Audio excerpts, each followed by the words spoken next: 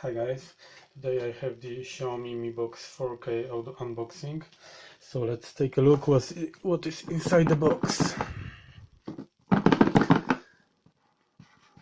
Okay, on the front we have the Xiaomi Mi Box with a USB 2.0 port, HDMI output and audio CPDIF digital output and power, of course. Okay, this Mi Box has CPU Cortex A53, 2.0 gigahertz, GPU Mali 450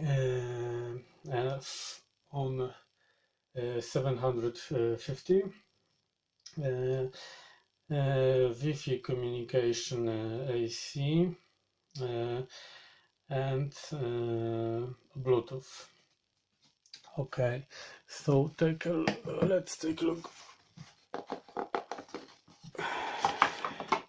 Okay, next we have the instruction. Okay, power adapter, AU. Remote control on the Bluetooth 4.0 and the HDMI cable.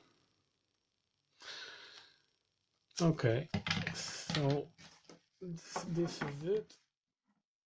Okay guys, so let's power it on.